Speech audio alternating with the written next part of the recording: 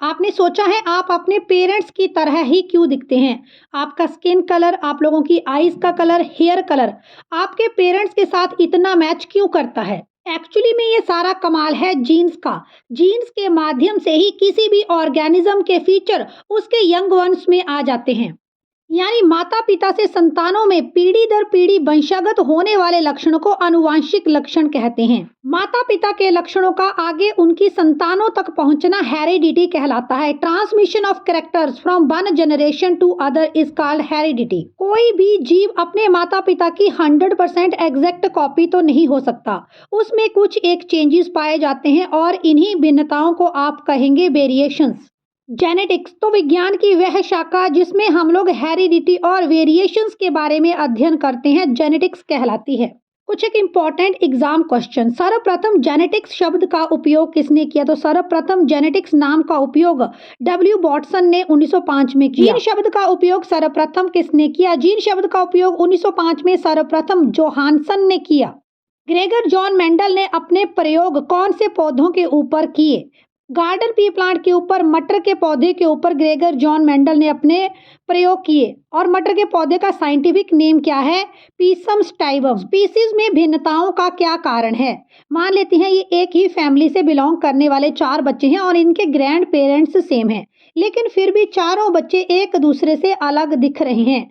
आखिर ऐसा क्यों? जैसा कि इमेज में आप देख पा रहे हैं, यहाँ पर एक लड़की की आंखों का रंग, उसके बालों का रंग काफी हद तक उसकी मदर के साथ मिल रहा है, लेकिन जरूरी नहीं है कि 100% उसके मदर के जैसा ही हो। तो यहाँ कुछ एक ट्रेट्स हैं जो जीन्स के जरिए उसे अपने माता पिता से मिले हैं, लेकिन यहाँ पर कुछ एक चेंजेस भी हो सकते हैं। तो इस तरह के चेंजेस को हम लोग बोलेंगे जर्मिनल वेरिएशंस।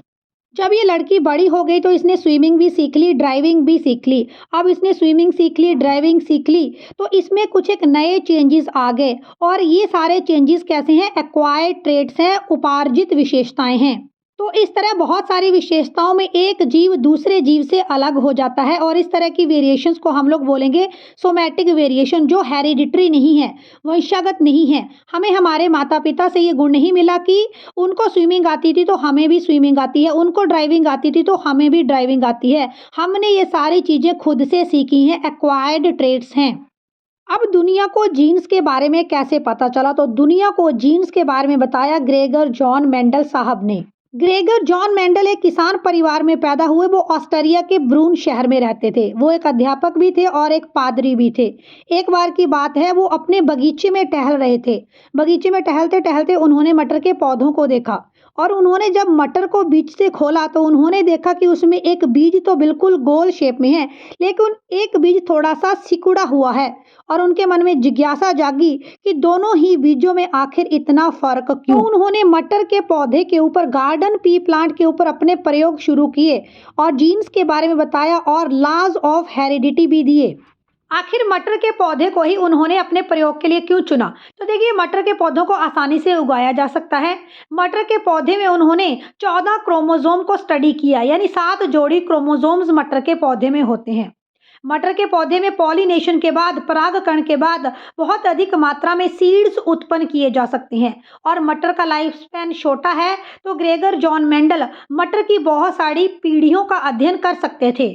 मेंडल के बगीचे में शुद्ध नस्ल के मटर भी उपस्थित थे और मटर में जो भी लक्षण हैं, जैसे मटर की फली कैसी होगी, मटर की फली के अंदर बीज कैसे होंगे, गोल होंगे, रिंकल्ड होंगे, मटर की फली के ऊपर फूल कहाँ लगेगा, तो मटर के पौधे में जो भी लक्षण थे वो आसानी से दिखाई देते हैं।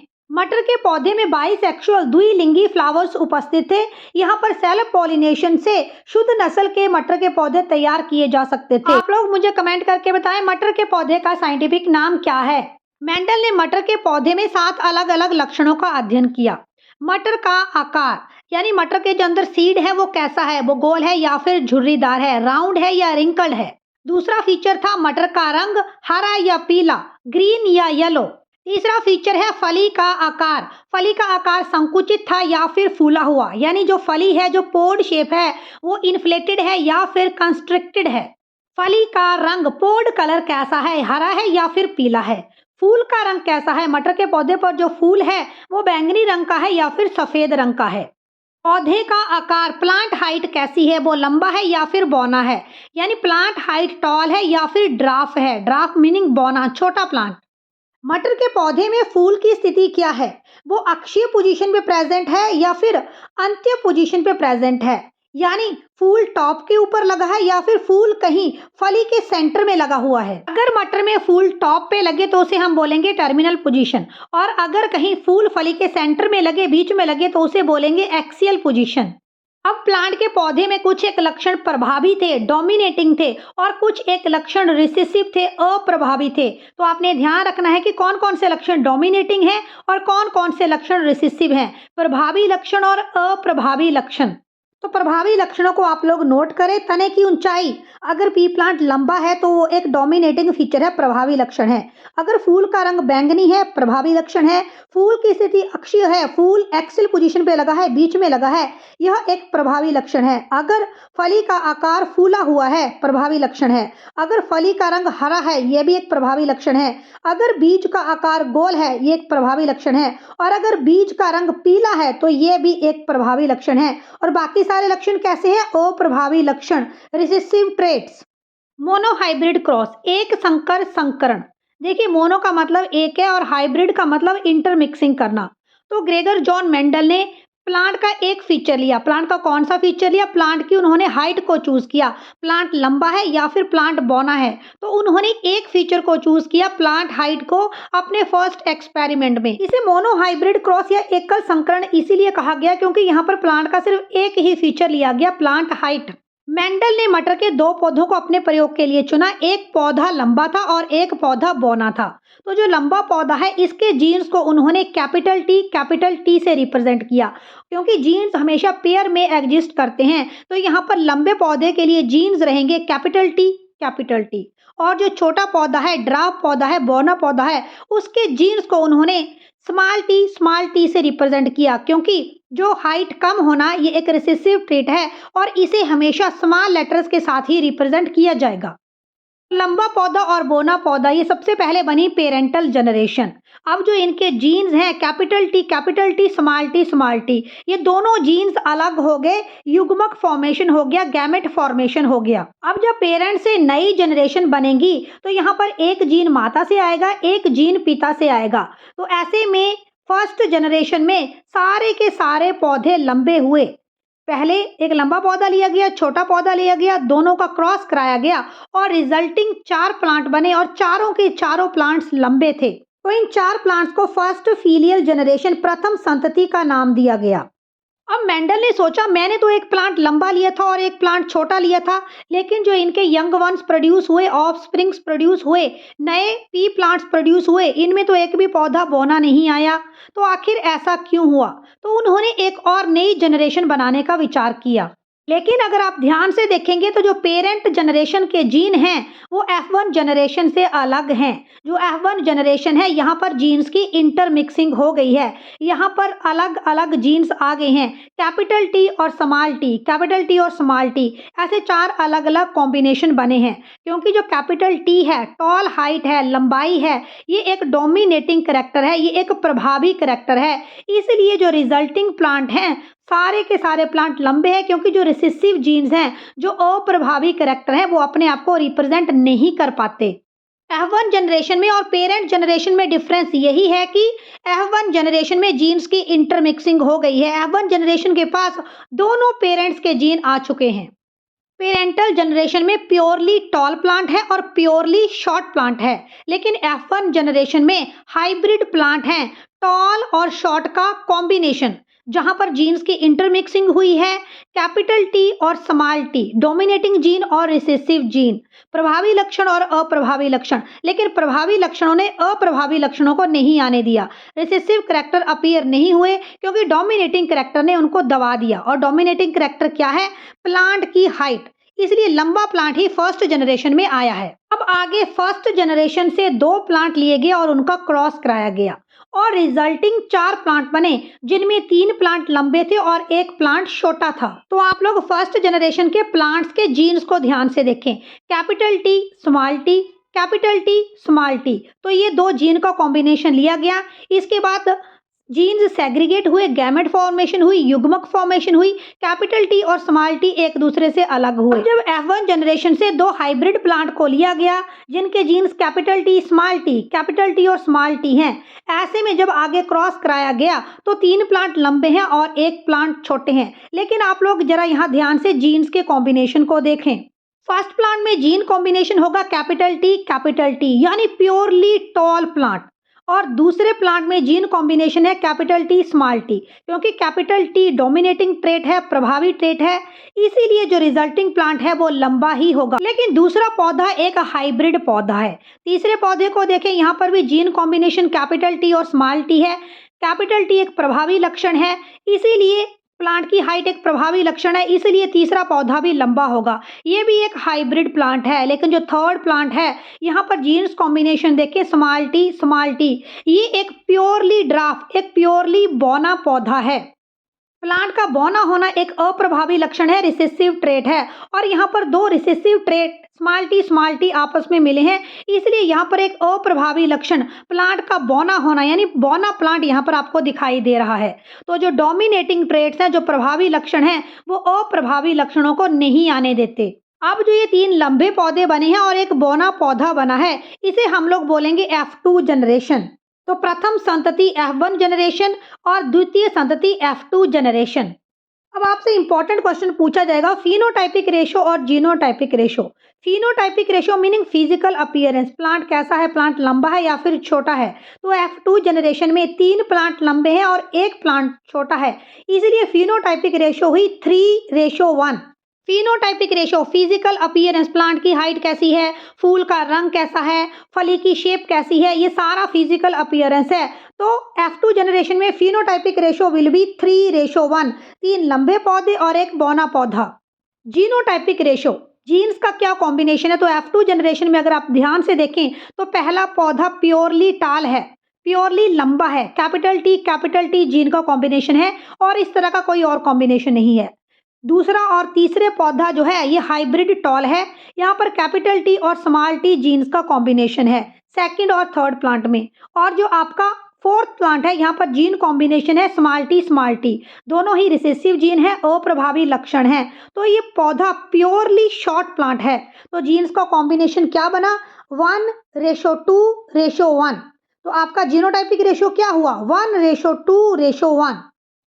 विषम युग्मजी और समयुग्मजी, होमोजाइगस और हेट्रोजाइगस क्या है। तो देखिए विषम युग्मजी, विषम मीनिंग जो अलग अलग है, विषम युग्मजी को आप हेट्रोजाइगस भी बोलते हैं। हेट्रो मीनिंग अलग अलग, अगर जीन्स का कॉम्बिनेशन अलग अलग है, जैसे कैपिटल टी स्मॉल टी, दोनों ही अलग अलग जीन्स का कॉम्बिनेशन है, तो इस तरह के जीन कॉम्बिनेशन को आप लोग बोलेंगे हेट्रोजाइगस। और अगर सेम जीन का कॉम्बिनेशन हुआ तो इसे आप लोग बोलेंगे होमोजाइगस। होमो का मतलब सेम। समयुग्मजी यानी स्मॉल टी बौने पौधे के लिए जीन कॉम्बिनेशन, और लंबे पौधे के लिए जीन कॉम्बिनेशन क्या था, कैपिटल टी क्यों, क्योंकि लंबाई एक डोमिनेटिंग ट्रेट है, एक प्रभावी लक्षण है, और जो बौनापन है ये एक अप्रभावी लक्षण है, रिसेसिव ट्रेट है। डोमिनेटिंग ट्रेट को आप लोग हमेशा कैपिटल लेटर से रिप्रेजेंट करेंगे और रिसेसिव ट्रेट अप्रभावी लक्षणों को आप हमेशा स्मॉल लेटर से रिप्रेजेंट करेंगे। तो होमोजाइगस में समयुग्मजी में एक ही तरह के जीन होंगे, जैसे कैपिटल टी या फिर स्मॉल टी, और हेट्रोजाइगस में विषम युग्मजी में अलग अलग जीन कॉम्बिनेशन होगा, जैसे कैपिटल टी और स्मॉल टी या फिर स्मॉल टी और कैपिटल टी।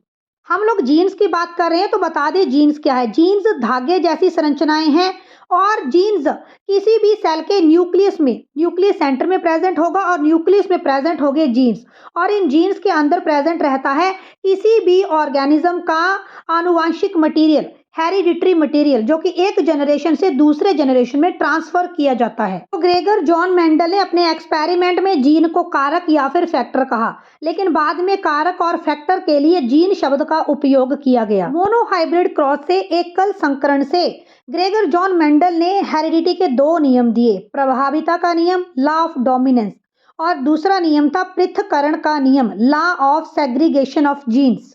मेंडल के एक्सपेरिमेंट में मोनोहाइब्रिड क्रॉस में हम लोगों ने देखा कि जो डोमिनेटिंग जीन है वो रिसेसिव जीन्स के करैक्टर को नहीं आने देंगे, जो एक प्रभावी लक्षण हैं वो कभी भी अप्रभावी लक्षणों को नहीं आने देते। इसी को कहेंगे लॉ ऑफ डोमिनेंस। यही कारण था कि F1 जनरेशन में सारे के सारे प्लांट्स टॉल थे, क्योंकि वहां पर जीन कॉम्बिनेशन था कैपिटल टी और स्मॉल टी, और कैपिटल टी एक डोमिनेटिंग जीन है जिसने स्मॉल टी रिसेसिव जीन को आने ही नहीं दिया। तो इसी को आप कहेंगे लॉ ऑफ डोमिनेंस। उदाहरण के लिए बताएं तो जैसे क्लास में एक मॉनिटर है, वो बाकी बच्चों को डोमिनेट करता है, किसी भी बच्चे को वो अपने कंपटीशन में स्टैंड नहीं करने देगा। तो हम कहेंगे कि क्लास मॉनिटर क्या है, उसका डोमिनेटिंग नेचर है, वो बाकी बच्चों को क्लास में दबाता है। मेंडल ने मोनोहाइब्रिड क्रॉस में एक और ला दिया लॉ ऑफ सेग्रीगेशन, पृथक्करण का नियम। देखिए जीन्स हमेशा पेयर में एग्जिस्ट करते हैं। जैसे टॉल प्लांट के जीन थे कैपिटल टी, स्मॉल प्लांट के ड्राफ्ट प्लांट के जीन थे स्मॉल टी। तो जीन्स हमेशा पेयर में एग्जिस्ट करते हैं, लेकिन जब गैमेट फॉर्मेशन होगा, फ्यूजन ऑफ मेल और फीमेल गैमेट होगा, युग्मक फॉर्मेशन होगा, ऐसी स्थिति में दोनों जीन्स एक दूसरे से अलग हो जाएंगे और इसी को बोलेंगे लॉ ऑफ सेग्रीगेशन। यानी जब फ्यूजन ऑफ मेल और फीमेल गैमेट होगा तो एक करेक्टर मेल से आएगा और एक करेक्टर फीमेल से आएगा, एक जीन मेल से आएगा, एक जीन फीमेल से आएगा, और फ्यूजन के बाद एक नई जनरेशन क्रिएट होगी जिस जनरेशन में मेल और फीमेल दोनों ही पेरेंट्स के गुण होंगे। तो लॉ ऑफ सेग्रीगेशन, पृथक्करण का नियम, यानी जीन्स एक दूसरे से सेग्रीगेट हो जाती हैं, जीन्स एक दूसरे से अलग हो जाते हैं गैमेट फॉर्मेशन के वक्त। मेंडल ने अपना तीसरा law of independent assortment dihybrid cross के बाद दिया। तो आइए जानते हैं द्विसंकर संकरण के बारे में। डाई का मतलब है दो, हाइब्रिड का मतलब है करेक्टर। तो डाई हाइब्रिड क्रॉस में पी प्लांट के दो अलग अलग फीचर्स को लिया गया, और ये दो अलग अलग फीचर कौन थे? तो सीड की शेप कैसी है? एक करेक्टर है सीड शेप यानी सीड राउंड है कि रिंकल्ड है, और दूसरा करेक्टर है सीड का कलर। जो सीड है उसका रंग कैसा है, हरा है या फिर पीला है। तो यहाँ पर दो डिफरेंट करेक्टर को लिया गया है, seed shape and seed colour. शुरू में मैंने आपको डोमिनेटिंग और रिसेसिव ट्रेट्स के बारे में पढ़ाया था, प्रभावी और अप्रभावी लक्षणों के बारे में। तो जो सीड की शेप राउंड है ये एक डोमिनेटिंग करेक्टर है, ये एक प्रभावी लक्षण है, इसलिए इसके जीन्स को रिप्रेजेंट करेंगे कैपिटल आर के साथ। तो राउंड के लिए जीन्स का कॉम्बिनेशन क्या रहेगा? Capital R. और अगर सीड का कलर येलो है तो ये भी एक डोमिनेटिंग ट्रेट है, प्रभावी लक्षण है। तो येलो सीड के लिए जो जीन्स का कॉम्बिनेशन रहेगा वो रहेगा कैपिटल वाई और कैपिटल वाई। इसी तरह से अगर रिंकल्ड सीड है और ग्रीन सीड है, ये एक रिसेसिव ट्रेट है, अप्रभावी लक्षण है। तो प्रभावी लक्षणों को कैपिटल लेटर के साथ लिखेंगे और अप्रभावी लक्षणों को स्मॉल लेटर्स के साथ लिखेंगे। अगर सीड रिंकल्ड है, अप्रभावी लक्षण है, रिसेसिव ट्रेट है, स्मॉल आर जीन कॉम्बिनेशन रहेगा। और अगर सीड का कलर ग्रीन है तो ये भी एक अप्रभावी लक्षण है, इसलिए जीन कॉम्बिनेशन रहेगा स्मॉल वाई। तो आप लोग ध्यान रखना, मोनोहाइब्रिड क्रॉस में प्लांट का सिर्फ एक ही फीचर लिया गया था, प्लांट हाइट, वो लॉन्ग है या फिर शॉर्ट है, वो टॉल है या फिर ड्राफ है। देखिए जो डाई हाइब्रिड क्रॉस है, यहाँ पर जो प्लांट का सीड लिया गया है ये राउंड और येलो है। राउंड और येलो डोमिनेटिंग फीचर्स है, प्रभावी लक्षण है, इसलिए सीड का कॉम्बिनेशन रहेगा राउंड के लिए कैपिटल आर और येलो के लिए कैपिटल वाई। इसी तरह से जो रिंकल्ड और ग्रीन सीड है, रिंकल्ड एक अलग फीचर है और ग्रीन कलर एक अलग फीचर है, दोनों ही रिसेसिव ट्रेट है, अप्रभावी लक्षण है। तो यहाँ पर जीन्स लिए गए हैं स्मॉल आर रिंकल्ड के लिए और स्मॉल वाई ग्रीन के लिए। अब आ जाएगा law of segregation of genes, पृथक्करण का नियम। यहाँ पर जीन्स सेग्रीगेट हो जाएंगे, गैमेट फॉर्मेशन होगी। होमोजाइगस और हेट्रोजाइगस मैंने आपको मोनोहाइब्रिड क्रॉस में पढ़ाया था। तो कैपिटल आर कैपिटल वाई दो अलग अलग जीन कॉम्बिनेशन है, ये हेट्रोजाइगस है, और यहाँ पर दोनों करेक्टर डोमिनेटिंग है। तो capital R capital Y heterozygous dominating trait है। इसी तरह से अगर आप स्मॉल आर स्मॉल वाई को देखेंगे तो दोनों ही जीन्स क्या है, रिसेसिव है, और अलग अलग जीन है, आर अलग है वाई अलग है। तो यहाँ पर क्या है, ये भी पेयर हेट्रोजाइगस है, लेकिन ये हेट्रोजाइगस रिसेसिव ट्रेट है। तो गैमेट में आपको जो जीन कॉम्बिनेशन दिख रहा है ये हेट्रोजाइगस है, विषम युग्मजी है। जब पेरेंट जनरेशन में क्रॉस पॉलिनेशन कराई गई तो जो सबसे पहले जनरेशन बनी इसको बोलेंगे F1 जनरेशन, प्रथम संतति। और इसमें जो भी पी के प्लांट थे उनके अंदर सीड सारे क्या थे, येलो थे और राउंड थे। पहली जनरेशन में फिनोटाइपिक रेशो, लक्षण रूपी रेशो क्या थी?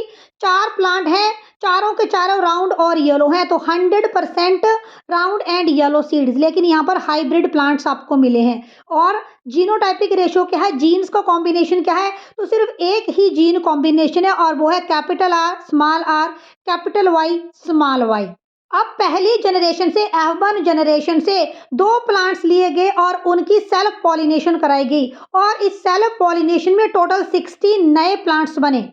अगर आप इन 16 प्लांट्स को ध्यान से देखें, 16 प्लांट्स के जीन कॉम्बिनेशन को ध्यान से देखें, तो यहाँ पर आपको जीनोटाइपिक रेशो के जीन्स का क्या-क्या कॉम्बिनेशन है, तो अलग-अलग जीन कॉम्बिनेशन आपको मिलेगा। आपने ध्यान रखना है जीन कॉम्बिनेशन रहेगा 1:2:4:1:1:2:1 और रेशो 1। तो इस तरह से डिफरेंट डिफरेंट जीन कॉम्बिनेशन आपको डाई हाइब्रिड क्रॉस में F2 जनरेशन में मिले। अब फिनोटाइपिक रेशो, लक्षण रूपी रेशो, क्या प्लांट के लक्षण थे, तो यहाँ पर 9 प्लांट्स जो थे वो उनके अंदर सीड राउंड और येलो था, 3 प्लांट्स के अंदर सीड राउंड और ग्रीन थे और 3 और प्लांट के अंदर सीड रिंकल्ड और येलो थे और एक प्लांट के अंदर सीड रिंकल्ड थे और ग्रीन थे। तो यहाँ पर फिनोटाइपिक रेशियो क्या रहेगी, 9:3:3:1।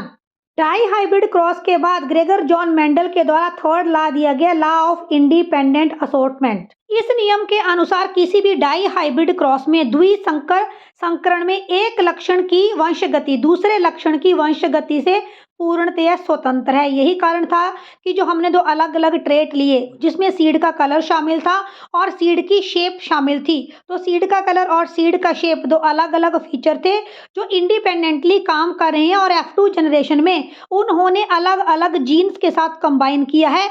इसीलिए हमें जो फिजिकल अपीयरेंस ऑफ प्लांट्स है, फिनोटाइपिक रेशो है, वो 9:3:3:1 मिली। यहाँ पर ये शो होता है कि जो प्लांट के फीचर्स हैं, कहीं पर भी जो अलग अलग फीचर्स हैं वो एक दूसरे से पूर्णतया अलग होते हैं, एक फीचर दूसरे फीचर को अफेक्ट नहीं करता। लॉ ऑफ इंडिपेंडेंट असॉर्टमेंट, दोनों ही ट्रेट, जैसे कलर वाला ट्रेट है और शेप वाला ट्रेट है, दोनों ही ट्रेट एक दूसरे से इंडिपेंडेंट हैं। मानव में लिंग का निर्धारण, सेक्स डिटर्मिनेशन ऑफ चाइल्ड, तो मानव में लिंग का निर्धारण उसके सेक्स क्रोमोसोम के ऊपर निर्भर रहता है, लिंग सूत्र के ऊपर निर्भर रहता है।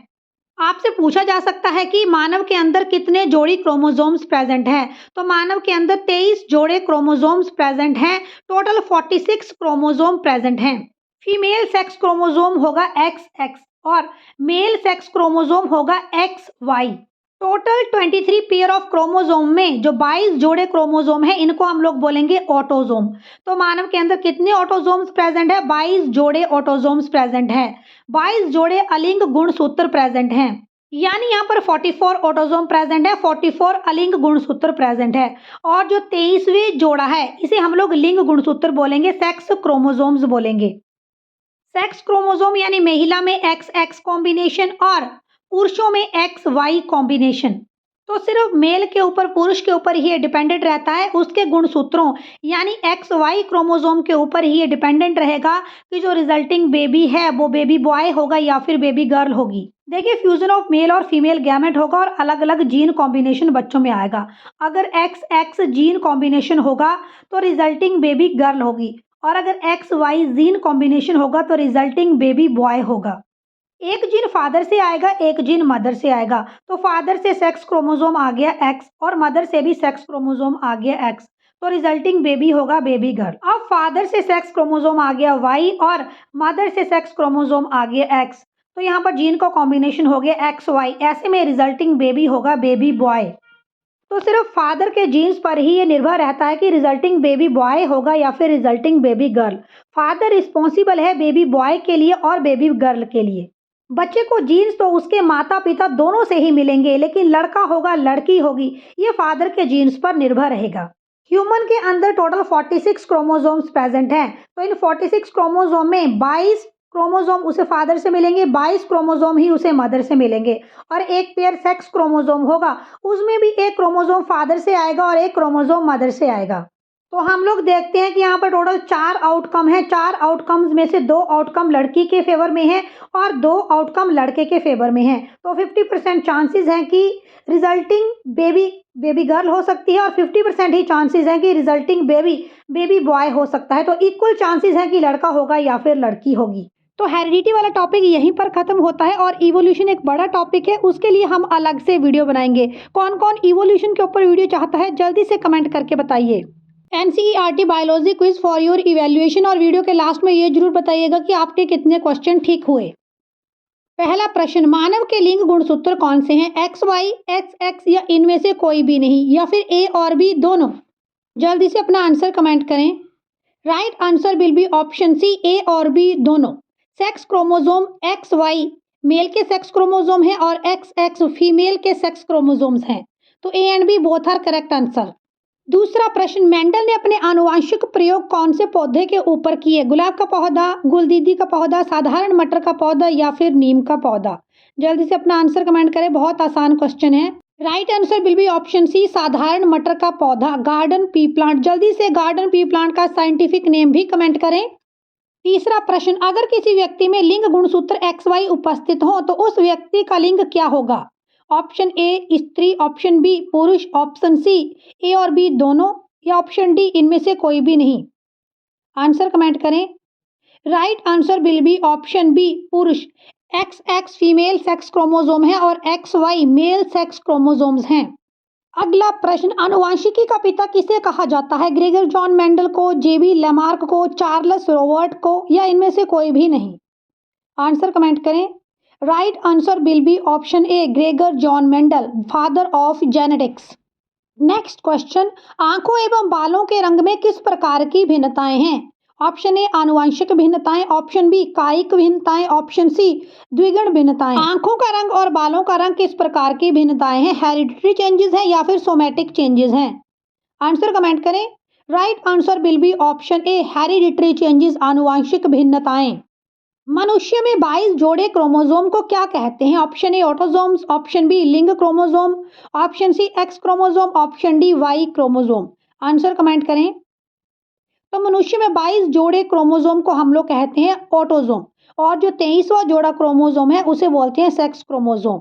X X female sex chromosome और X Y male sex chromosome. So right answer is option A, autosome. जलवायु एवं वातावरण के प्रभाव से उत्पन्न होने वाली भिन्नताएं क्या कहलाती हैं? ऑप्शन ए आनुवांशिक भिन्नताएं, ऑप्शन बी जननिक भिन्नताएं, ऑप्शन सी कायिक भिन्नताएं, ऑप्शन डी इनमें से कोई भी नहीं। जलवायु और वातावरण से होने वाली भिन्नताओं को हम लोग कहते हैं सोमैटिक चेंजेस, कायिक भिन्नताएं। मेंडल के प्रयोग में इंग्लिश अल्फाबेट स्मॉल टी क्या दर्शाता है? ऑप्शन ए प्रभावी लक्षण, ऑप्शन बी बौनापन, ऑप्शन सी अप्रभावी लक्षण, ऑप्शन डी बी और सी दोनों। तो मैंने आपको प्रभावी और अप्रभावी लक्षणों में पढ़ाया था। डोमिनेटिंग और रिसेसिव ट्रेट में मैंने आपको पढ़ाया था कि डोमिनेटिंग ट्रेट को कैपिटल लेटर से लिखेंगे और रिसेसिव ट्रेट को, अप्रभावी लक्षणों को स्मॉल लेटर से लिखेंगे। So right answer will be option C, अप्रभावी लक्षण। मेंडल के प्रयोग में प्रथम संतति F1 वाले पौधे कैसे थे? ऑप्शन ए लंबे, ऑप्शन बी बौने, ऑप्शन सी आधे लंबे और आधे बौने, ऑप्शन डी इनमें से कोई भी नहीं। आंसर कमेंट करें। Right answer will be option A, monohybrid cross में प्रथम जनरेशन में चारों के चारों पौधे लंबे थे। ऑप्शन ए लंबे is correct answer. Last question, मानव में क्रोमोसोम गुणसूत्र की संख्या कितनी है? 48, 42, 46 या फिर 23? जल्दी से आप लोग अपना आंसर कमेंट करें। Right answer will be option C, 46। आप लोगों के लिए क्वेश्चन है कि रिजल्टिंग बेबी बॉय होगा या बेबी गर्ल होगा, किसके क्रोमोसोम्स के ऊपर ये ज्यादा निर्भर रहता है, फादर या फिर मदर?